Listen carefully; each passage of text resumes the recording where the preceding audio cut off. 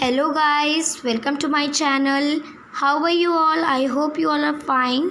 Today we are going to study class 6 Hindi book part 16 one के मार्ग में. Okay so आज हम क्या पढ़ेंगे बच्चों? आज हम पढ़ेंगे क्लास 6 की जो बुक है उस हिंदी की, उसमें पार्ट 16 जिसका नाम है वन के मार्ग में. ये क्या लिखा है? सवैया. ठीक है, क्या लिखा है? सवैया. हम इसे क्या पढ़ेंगे? सवैया पढ़ेंगे. सवैया क्या होता है? पैराग्राफ. जैसे यहाँ पे एक पैराग्राफ है, ये दूसरा पैराग्राफ है, तो इसे सवैया कहते हैं. ये कौन है? सभी जानते होंगे, राम जी, सीता जी, लक्ष्मण जी. तो ये तीनों के बारे में वन जाने का, वन गमन का वर्णन किया गया है. ठीक है, इसको किसने लिखा है? तुलसीदास जी ने. किसने लिखा है? तुलसीदास जी ने, जो कि बहुत ही फेमस पोएट हैं और बहुत अच्छा लिखते हैं. तो चलिए पढ़ना शुरू करते हैं. ठीक है, और ये एक एक लैंग्वेज का मैं आपको हिंदी बताऊंगी. जैसे पुरते निकसी रघुबीर बधू, एक एक स्पेलिंग अच्छे से पढ़ सुनाऊंगी भी. जैसे यहाँ पर कुछ टफ वर्ड्स हैं और एक एक शब्द का मीनिंग भी बताऊंगी. ठीक है, तो वीडियो को पूरा लास्ट तक देखिएगा. पुरते निकसी रघुबीर बधू. All you know who is Raghubir vadhu? Sita जी. पुरते मतलब पुर मतलब नगर होता है, निकसी मतलब निकली, पुर से निकली, ते मतलब से. पुरते निकली रघुबीर वधू, पुर से सीता जी निकली. धरी धीर दय मग में डग द्यो. इसको क्या पढ़ेंगे हम?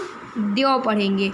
तो धरी धीर दय मग में डग द्यो का मतलब होता है अपने मन पे धैर्य रखकर वो कहाँ निकली?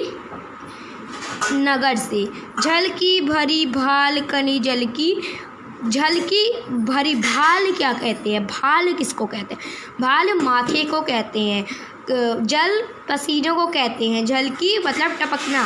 उनके माथे पे से पसीने की बूंद झलकने लगी. पुट सूखी गए मधुराधर वय. पुट मतलब होंठ होते हैं. उनके मधुर, उनके कोमल होंठ सूख गए. फिरी बूझती है, पूजती मतलब पूछना, फिर पूछती हैं.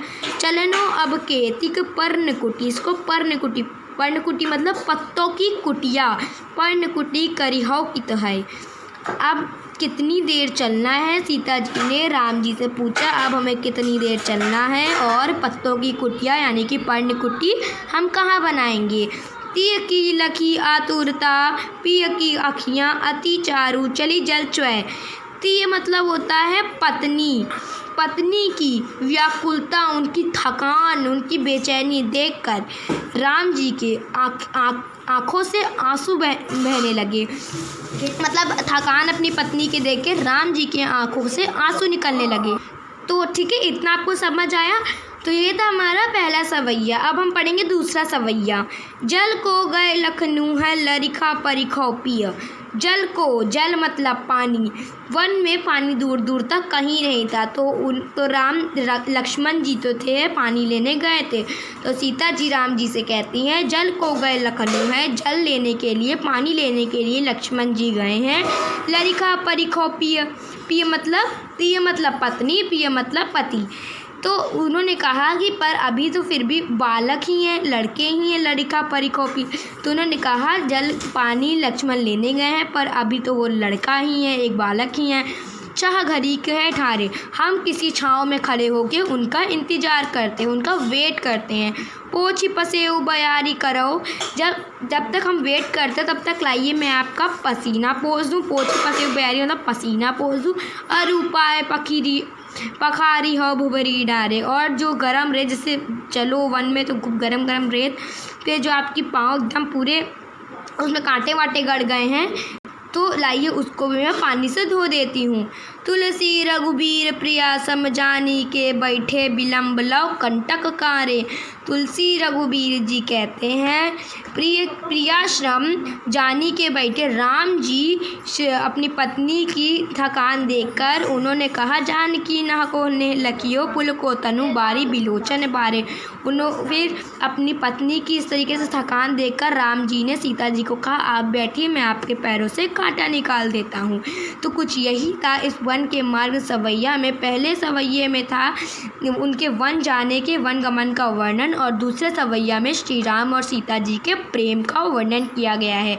एक दूसरे की प्रेम देखकर, एक दूसरे की मतलब जानकी ना, जब राम जी ने कहा लाइए मैं आपके पैर से कांटा निकाल देती हूँ, तो सीता जी एकदम इसको देख के पुलकित हो गई कि एकदम जैसे उनके प्रति अपने पति इतना प्यार देकर वो बहुत ही ज़्यादा पुलकित हो गई और वो रोने लगी। तो इसमें यानी कि उनके प्रेम गमन का वर्णन है और इसमें वन गमन का वर्णन है। सो यही थी आज की हमारी पोएम, इस तरीके से स्टोरी। और नेक्स्ट वीडियो में मैं इसका वर्ड मीनिंग और क्वेश्चन आंसर भी लेकर आऊँगी, अगर आप मुझे कमेंट सेक्शन में कमेंट करोगे। Bye bye, take care, thank you for watching, bye guys.